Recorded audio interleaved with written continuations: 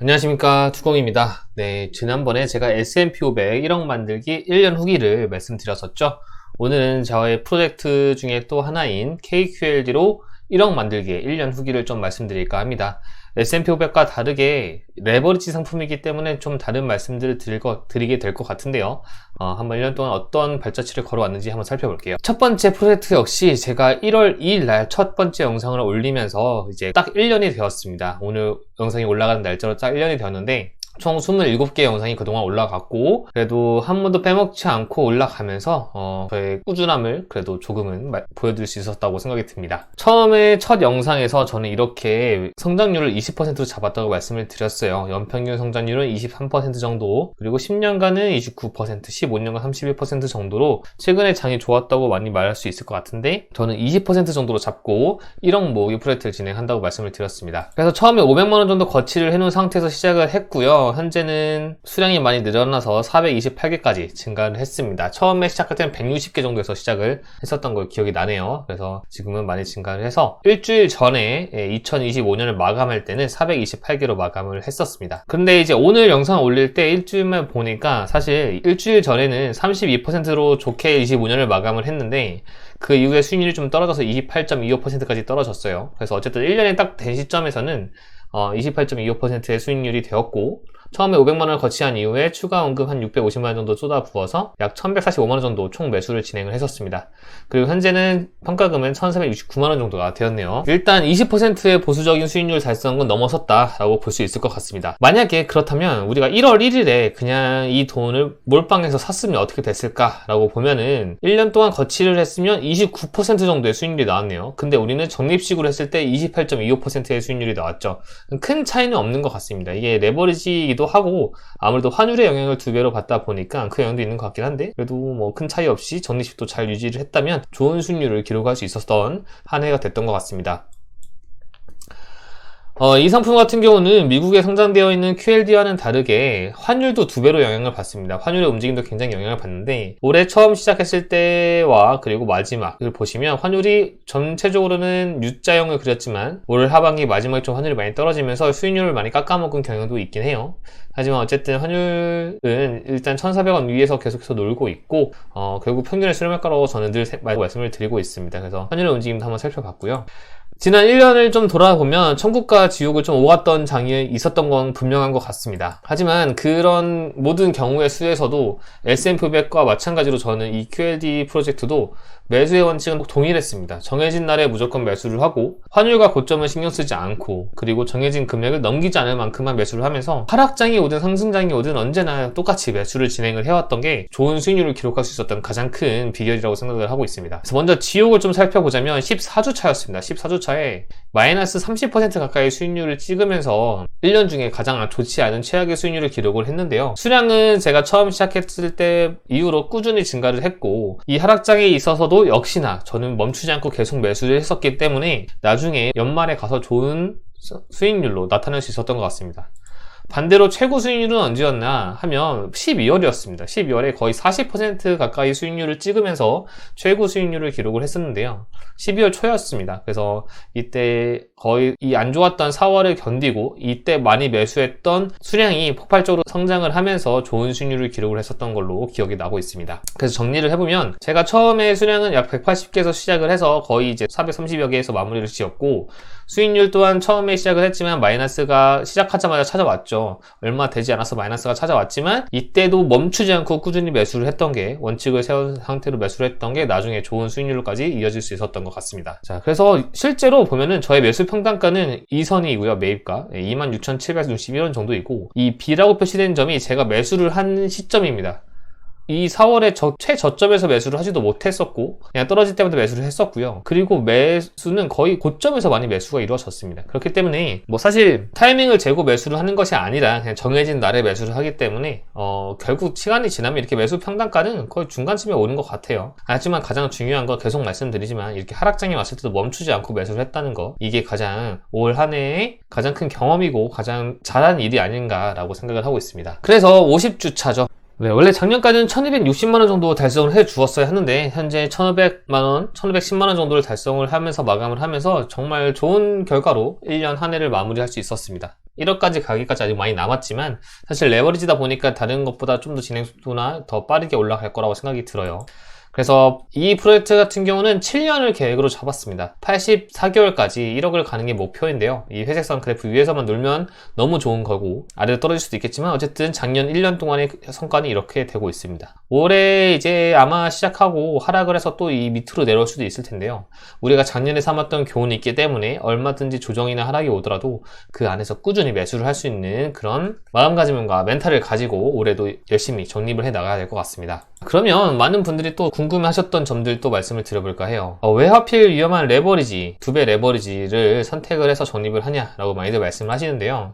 사실 저는 이미 S&P 500 투자하고 있단 말이죠. 이런 상황에서 그저 나스닥 1배 QQQ를 매수를 하는 건 좀 아쉽고, 그렇다고 3배 레버리지를 가자니 변동성이 좀 무섭기도 하고 뭐 이런 이유들이 있었습니다. 그래서 그 가운데인 2배 레버리지를 하면서 이 S&P 500에서 조금 아쉬울 수 있는 부분을 나스닥 레버리지로 좀 채우자라는 게 저의 처음의 생각이었고요.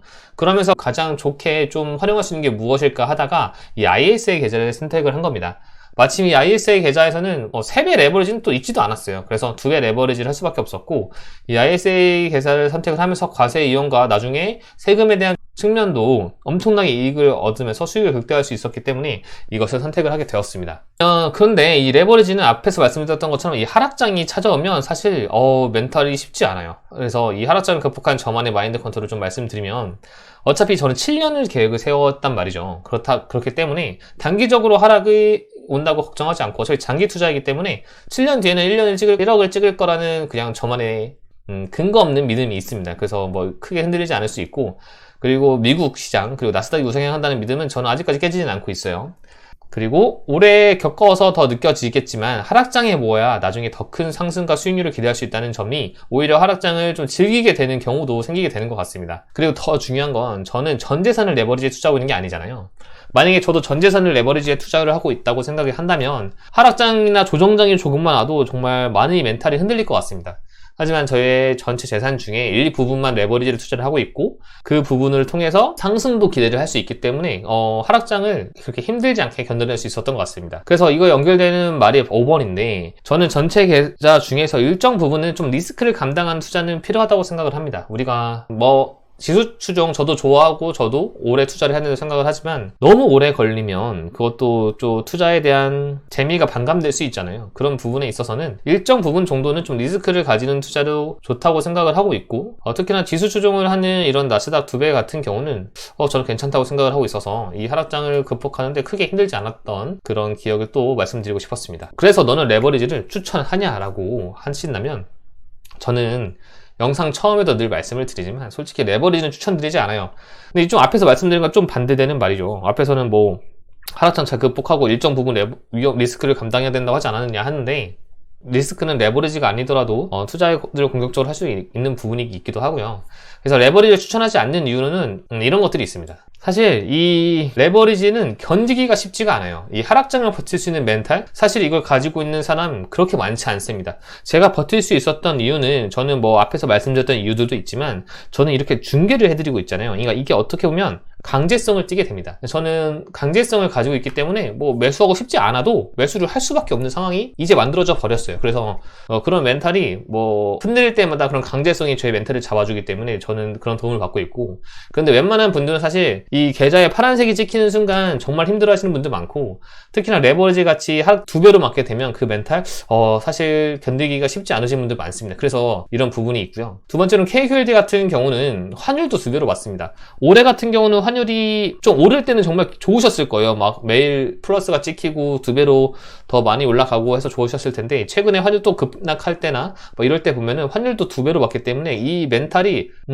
더 흔들릴 수가 있습니다. 한번 충격을 받고 또 다시 2단 충격을 받는 느낌이 들기도 하거든요. 특히나 제가 보여드리고 있는 이 KQLD 같은 경우는 더더욱 이 멘탈가 쉽지 않다. 그리고 세 번째로는 이 장기 투자 가능성이 많지 않습니다. 사실 이 장기 투자 자체를 성공적으로 끝까지 하시는 분들, 수익률을 떠나서 끝까지 투자를 하시는 분들이 진짜 많지 않으실 것 같아요. 제 주위만 봐도 장기 투자를 시작하고 중간에 포기하는 경우가 다반사고요. 이거를 극복하기 쉽지 않다. 게다가 ISA 계좌도 3년이라는 그런 계약 기간이 필요한데, 이 3년만 돼도 바로 해지하고 싶어 하시는 분들이 많습니다. 그래서 저처럼 6년, 7년 이 장기 투자 계획을 세웠다고 하더라도 이걸 끝까지 끌고 가지 못할 가능성이 많기 때문에 이런 부분에 있어서 저는 레버리지를 좀 추천하지 않고는 있습니다. 게다가 이 레버리지 같은 경우는 사실 장기 투자와는 맞지 않을 수도 있어요. 왜냐면 변동성이 워낙 심하기 때문에 수익률이 왔을 때 빨리 팔고 수익을 얻어야 된다. 오히려 단기 투자가 좀 맞는 방법일 수도 있어서 그런데요. 전체적으로 보면 이런 모든 것들을 견디기 위한 멘탈 관리가 쉽지 않기 때문에 저는 사실 제 입으로는 추천드린다고 할 수가 없습니다. 예, 저는 하지만 그래서 좀 더 많은 준비와 스스로에 대한 고민을 많이 해보고 준비가 됐을 때 시작을 하시는 게 좋지 않을까라고 저는 생각을 하고 있어요. 자, 그러면 S&P 500과 비교하면 수익률은 어땠을까 한번 이것도 또 궁금해지더라고요. 그래서 한번 살펴보면 1월 2일이니까 그냥 1년으로 놓고 보겠습니다. 그럴 때 이 같은 운용사에서 하고 있는 이 ETF를 보면 나스닥 같은 경우는 29.25% 1년 동안 상승을 했고 S&P 500 같은 경우는 15.42% 수익을 올렸네요. 그래서 확실히 올해는 S&P 500보다는 나스닥 두 개 레버리지가 성적이 좋았다 이렇게 봐주시면 될 것 같고 심지어 제가 영상마다 이렇게 비교를 해드리고 있죠. 한국에 상장되어 있는 제가 투자하고 있는 그 나스닥 레버리지 그리고 파란색이 일반 나스닥 100 그리고 초록색이 S&P 500이라고 봤을 때 올해도 수익률로 보면 적립식으로 똑같이 투자를 했다면 역시나 레버리지가 승리를 했습니다. 나스닥이 승리를 했고 S&P 500이 가장 낮았어요. 근데 보시면 하락장일 경우에는 S&P 500이 가장 방어력이 좋죠. 우리가 이 수익률만 볼 게 아니라 이 하락장의 MD도 함께 고려를 해줘야 됩니다. 나의 멘탈이 과연 어느 수준까지 방어를 할 수 있고 믿음으로 계속 투자를 할 수 있을 것인가 이것도 꼭 확인을 한번 해보셨으면 좋겠습니다. 자, 그래서 앞으로의 계획은 제가 S&P 500과 마찬가지로 이 계좌도 1억까지 갈 뿐입니다. 사실 좀 무서운 건 이 환율도 2배로 영향을 받고 하다 보니까 변동성이 일반 QLD보다는 조금 심한 것 같아요. 그래서 이게 1억까지 잘 갈 수 있을 거라고 저는 생각을 하는데 주위에서는 많이 좀 걱정을 해주시더라고요. 근데 저는 아직까지 믿음은 변경이 없고 그래서 꾸준히 1억까지 7년 동안 사실 저 개인적인 생각으로는 7년이 걸리지 않을 것 같은데 그 아니고 1년까지 가는 곳은 꼭 보여드릴 수 있도록 하겠습니다. 현재 루틴이나 이런 것들의 변경이나 수정 계획은 아직까지는 없고요. 다만 조금 다른 건 저는 ISA 계좌는 1억을 달성했다고 해서 해지할 계획이 없습니다. 그리고 이 1억을 달성하는 순간 1차 프로젝트가 맞춰지게 될 텐데요. 그러면 다음 프로젝트는 아마 ISA 계좌는 활용할 수 없을 거예요. 왜냐면 ISA 계좌는 1억이라는 그 납입 총액이 정해져 있기 때문에 아마 힘들 것 같은데 그때 또 어떻게 생각을 할지 또 말씀을 드릴 거고요. 제가 여기서 1억을 달성한 이후에는 이 금액을 가지고 ISA 계좌를 다 계속해서 운영을 해나갈 계획입니다. 저는 이미 만기가 55세 이후로 연장이 돼 있거든요. 그래서 계속해서 ISA 계좌를 어떻게 운영하고 있는지도 앞으로 보여드릴 계획이에요. 그런 계획도 가지고 있고 그 계획도 계속해서 공유 드릴 수 있도록 하겠습니다. 다음 매수일은 1월 9일 금요일이고요. 26년 첫 매수일이 될 것 같습니다. 현재 428주에다 약 25만원 매수를 할 수 있도록 하고요. 올해도 놓치지 않고 꾸준히 중개 드리면서 계좌가 성장했으면 좋겠는 바람을 가지고 있지만 올해가 또 하락장일 수도 있잖아요. 그래서 그래도 크게 개의치 않고 꾸준히 매수할 수 있도록 해보겠습니다. 언제나 매수를 할 때 보면은 최고점인 경우가 많았어요. 그래서 항상 개의치 않고 올해도 꾸준히 매수를 할 수 있도록 하겠습니다. 항상 응원해 주셔서 너무 감사드리고 26년 올해 되니까 1년을 일단 완주했다는 측면에서 저 스스로에게도 되게 대견한 마음도 들고 앞으로 남은 6년을 또 달려갈 수 있을 거란 확신도 들고 있습니다. 앞으로도 잘 부탁드리고 좋은 영상으로 많이 찾아뵐 수 있도록 하겠습니다. 구독, 좋아요 부탁드리고 새해 모두 잘 하시고 건강하시기 바랍니다. 감사합니다.